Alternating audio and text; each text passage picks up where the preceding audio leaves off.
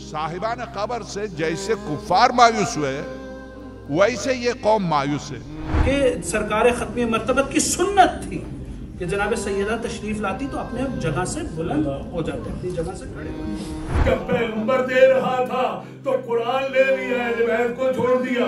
जब अहले बैत दे रहे थे कुरान भी छोड़ दिया।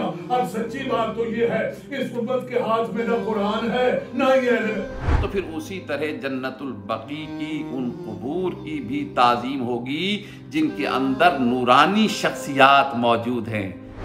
ये इब्ने क़य्यिम का फतवा था और इसी फतवे पर अमल करते हुए वहाबियों ने अब से 100 साल पहले इन रोज़ों को ढा दिया कि जो बकी में बने हुए थे। माँ पैगंबर की अजमत रखती है हमारे, वो हमारा करोड़ों सलाम उनके ऊपर।